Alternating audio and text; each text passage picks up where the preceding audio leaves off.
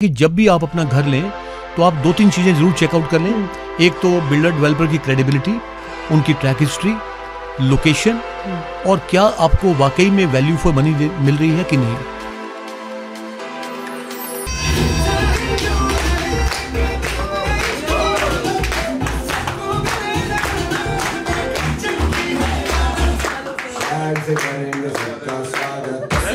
स्वागत है colonel Indrajit Kumar, president Riverdale Aerovista and Mrs Meera Kumar.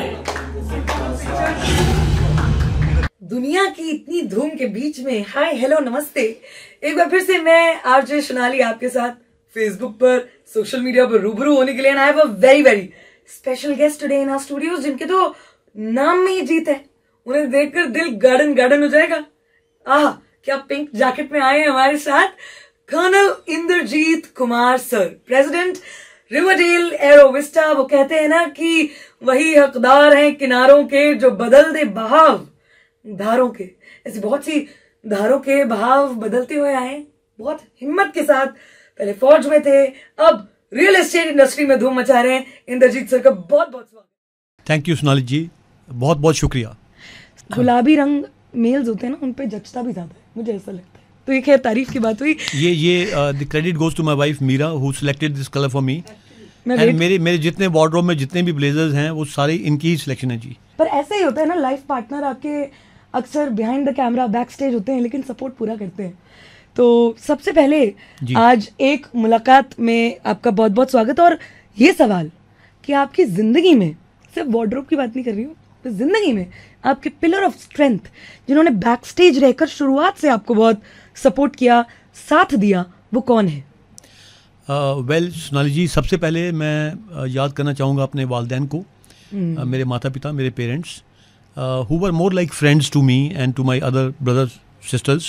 We were 7 brothers sisters, and by God's grace everybody is well placed in the industry and they are doing well in life, and the entire credit goes to my parents. उन्होंने हमें बहुत support दिया। जो हमने चाहा कि हम ये करना चाहते हैं, उन्होंने कहा ओके गो हेड, चाहे वो लड़की थी चाहे लड़का था। सबसे पहले उनको क्रेडिट देना चाहूँगा। उसके बाद मैं देना चाहूँगा अपनी वाइफ मीरा को, जिसने मुझे दिन रात 24/7 हर आसान और मुश्किल घड़ी में मेरा साथ दिया।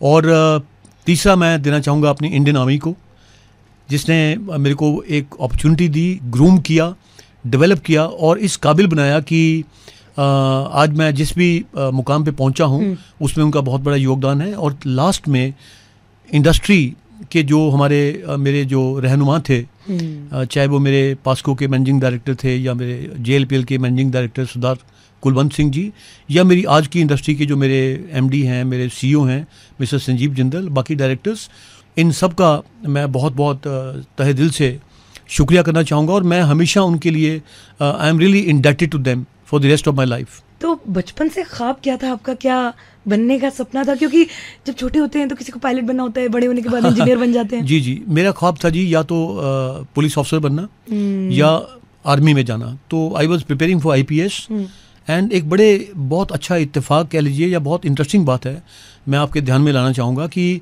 मेरे को जब मैं BA सेकेंड ईयर में था तो मेरे को डिस्ट्रिक्ट यूथ कांग्रेस का जनरल सेक्रेटरी बना दिया गया।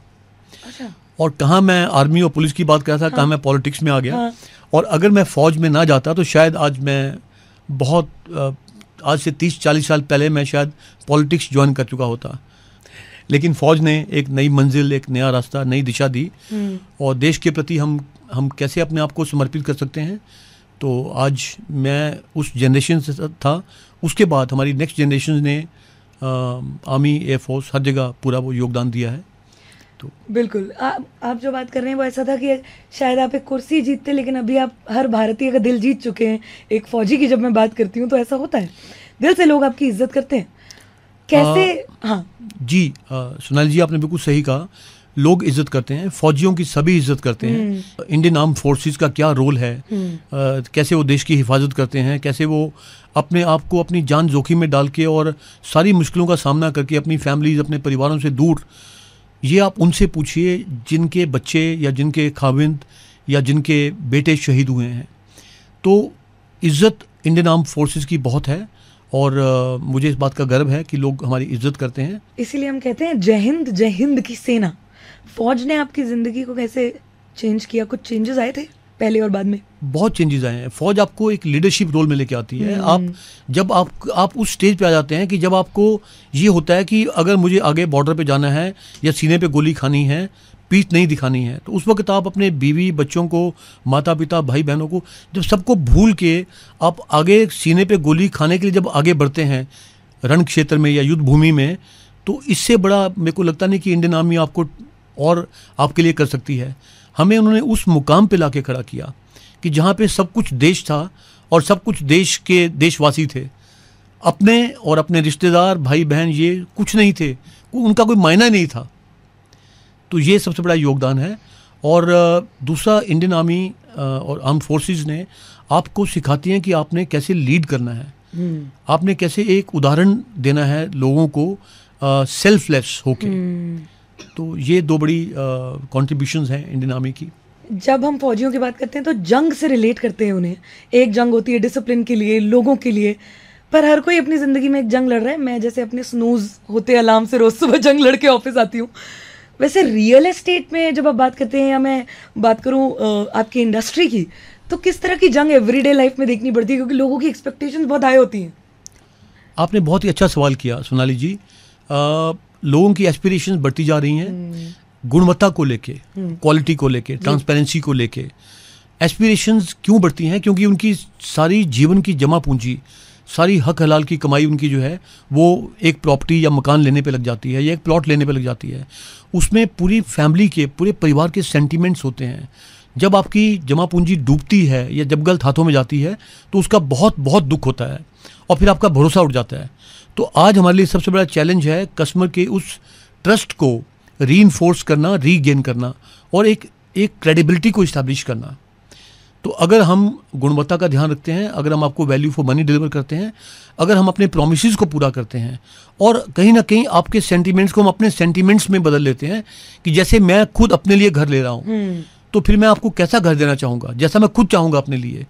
एक बहुत अच्छी बात जो मैं आपको बताना चाहूँगा, हम अपने ग्रुप में एक कंस्ट्रक्शन एक्सेलेंस का एक सेंटर ऑफ एक्सेलेंस बनाना चाहते हैं, जिसमें सारी इंडस्ट्री या आसपास के लोग वो हमें फॉलो करें कि अगर आपके घर का लेंटर पड़ता है या आप सरिया बांधते हैं या आप क्योरिंग करते हैं या आप लेंटर डालते हैं, तो वो क्या प्रोसेस होना चाहिए। आपने एक बीम डाला, एक पिलर खड़ा किया, उसका क्या प्रोसेस होना चाहिए। तो हमारा पूरा ईमानदारी से ये कोशिश हमारी है कि हम बहुत जल्दी एक centre of excellence for construction establish करें। तो मेरे को लगता है कि अगर वो हो जाएगा तो ना केवल कस्टमर का भरोसा बल्कि इंडस्ट्री में बाकी लोगों के भी बेंचमार्क्स, जो क्वालिटी बेंचमार्क्स हैं, वो इस्टेब्लिश हो जाएंगे। ये आपने मेरे पास एक आपने घर लिया कि मेरे को कर्नल साहब मेरे को ये घर 2 साल में आपने बना के देना है।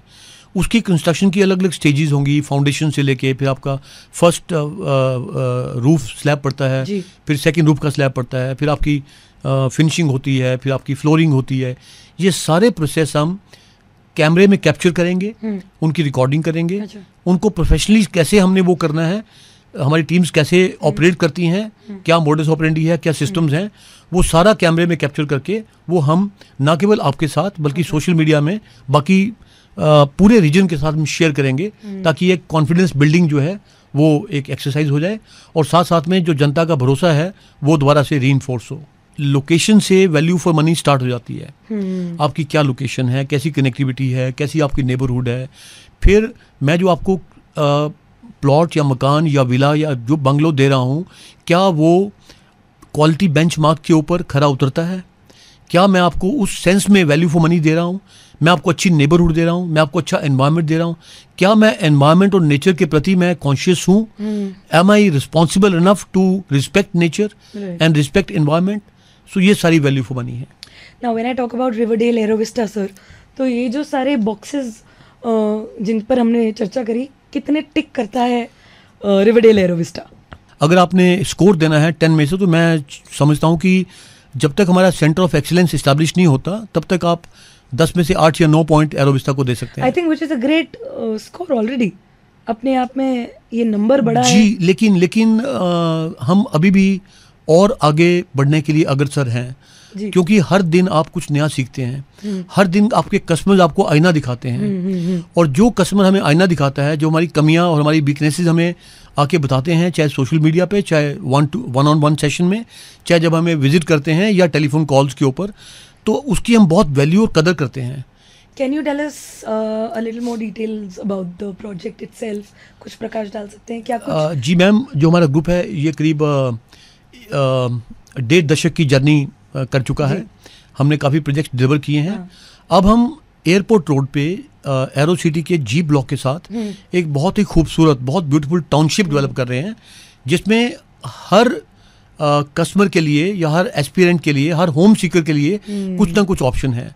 इंडिपेंडेंट प्लॉट्स हैं अलग अलग साइजेस के, 2 BHK है, 3 BHK है, प्रीमियम अपार्टमेंट्स हैं, विलाज हैं, बंगलोज हैं, वेरी ब्यूटीफुल, एंड साथ में कमर्शियल है। ये सब देने के साथ साथ हम इस बात का भी ध्यान रख रहे हैं कि वहाँ पे ना तो कंजेशन हो, ना पोल्यूशन हो, ना नॉइज़ हो, एक शांत वातावरण हो, आपको पीस ऑफ माइंड मिले।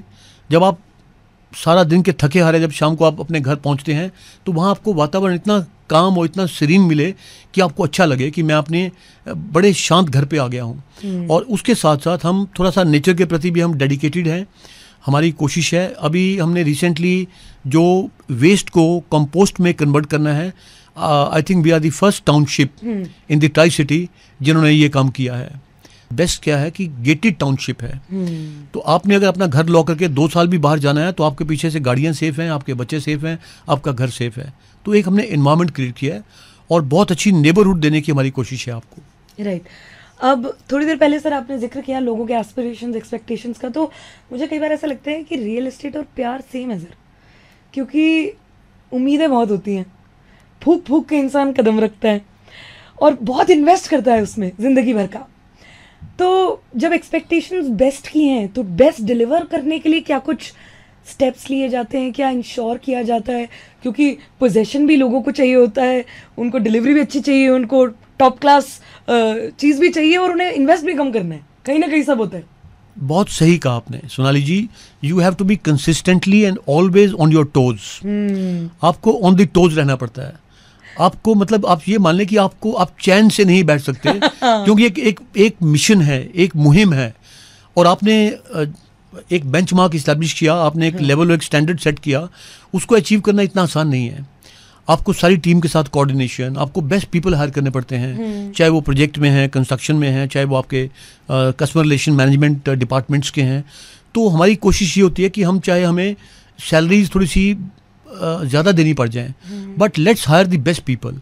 और इसमें सबसे बड़ा जो है वो है मॉनिटरिंग मैकेनिज्म, कि आपने एक टास्क दे दिया, उसके बाद आप चैन से नहीं बैठ सकते। एज मैनेजमेंट और as president I can not just sit back and relax कि चलो हो गया, मैंने काम दे दिया। Consistently I have to be following it up. My monitoring mechanism has to be foolproof. I have to be at it each day and till the mission is completed. क्योंकि जैसे आपने कहा कि वो सारी आपकी उम्मीदें, आशाएं, आपकी आकांक्षाएं, आपकी एस्पिरेशंस, आपके सेंटिमेंट्स, आपका पैसा, सब कुछ जुड़ा हुआ है उसके साथ। बिल्कुल बिल्कुल सर। एक सेकंड लास्ट क्वेश्चन दो, मेरे पास सवाल और है। एक सवाल ये कि आपने इतने हसल की बात करी सर, कि दिन भर दौड़ भाग, लोगों को मैनेज करना, कॉल्स मैनेज करना, रिलैक्स करने के लिए क्या करते हैं? हमारे ग्रुप में एक बहुत अच्छी बात है कि हमारे यहाँ पे वर्क प्रेशर तो है लेकिन स्ट्रेस नहीं है। हम इतने कंजीनियल और इतने फ्रेंडली माहौल में काम करते हैं, और हमने अपने स्टाफ को एम्पावर किया हुआ है, जैसे मुझे मेरी कंपनी ने एम्पावर किया हुआ है। तो उस तरह का स्ट्रेस या टेंशन नहीं है, तो रिलैक्स तो वैसे ही रहते हैं। दूसरा, जब आप ईमानदारी से काम करते हैं तो आप कहीं ना कहीं डिवाइन भी आपकी हेल्प करते हैं, वो आपको स्ट्रेस आने नहीं देते। और एंड ऑफ द डे जब मैं घर आता हूँ, तो जब मेरे को एक बहुत बढ़िया चाय का कप मिलता है मीरा के हाथों से, तो वो एनर्जी आती है, अच्छा म्यूज़िक, अच्छा संगीत। और मैं आपको एक बात और बताना चाहूँगा, मैं खुद लिखता हूँ, मैं उर्दू में, हिंदी में मैं खुद लिखता हूँ। सर प्लीज 2 लाइनें होनी चाहिए प्लीज। एक जब मैं मीरा को मिला था तब लिखा था, और एक जब मेरी इनसे एंगेजमेंट हुई थी, तो शेर ये था कि बना लेता हूँ यादों को तेरी मैं सहर अपनी, बना लेता हूँ यादों को तेरी मैं सहर अपनी, जिंदगी में जब भी गमे शाम होती है, और घोंट देता हूँ गला में अपने अश्कों का, क्योंकि अश्कों से वफा बदनाम होती है, और लोग चाहते हैं तेरा नाम मैं लेता फिरूं, मीरा, लोग चाहते हैं तेरा नाम मैं लेता फिरूं, अरे क्या मोहब्बत यूं कभी सरेआम होती है, जिंदगी में जब भी गमे शाम होती है। और एक और शेर छोटा सा, जिंदगी के मोड़ पे जब आज ठोकर खाई है। देखिए हर इंसान जिंदगी में ठोकर खाता है, कभी फाइनेंशियल फ्रंट पे, कभी लव फ्रंट पे, कभी सोशल फ्रंट पे। तो जिंदगी के मोड़ पे जब आज ठोकर खाई है तो तेरी बाहों का सहारा याद आया है, और डूबने लगी है जब कश्ती मेरी मझधार में तो तेरी पलकों का किनारा याद आया है। और रात काली सी अमावस की जहां भी आ गई, रात काली सी अमावस की जहां भी आ गई, चांद सा वो चेहरा तुम्हारा याद आया है। बहुत खूब। अच्छा सर यहाँ देखकर इसलिए ऐसा कह रहे क्योंकि मैम यहाँ पर बैठी है। मैं आपको चेहरा जरूर दिखाऊंगी लास्ट में मैम का, हम इतना भी सीक्रेट नहीं रखेंगे। पर बहुत बहुत शुक्रिया सर हमारे साथ जुड़ने के लिए। सभी लिसनर्स को, व्यूअर्स को एक आखिरी लास्ट मैसेज क्या देना चाहेंगे, क्या कहना चाहेंगे? मैं मैसेज ये देना चाहूँगा कि जब भी आप अपना घर लें तो आप 2-3 चीज़ें ज़रूर चेकआउट कर लें। एक तो बिल्डर डेवलपर की क्रेडिबिलिटी, उनकी ट्रैक हिस्ट्री, लोकेशन, और क्या आपको वाकई में वैल्यू फॉर मनी मिल रही है कि नहीं। आप ये चेकआउट कर लेंगे तो मुझे लगता है कि आप out of 10 times, out of 10 opportunities that you grab in life, I think 9 times you will succeed, you will not fail. और तब हम कर्नल साहब का नाम याद करके थैंक यू उन्हें जरूर कहेंगे दिल से। जी, एंड 94.3 माई एफएम का एक बार फिर से बहुत बहुत धन्यवाद। Thank you so much. Thank you so much ma'am. Thank you. जियो दिल से।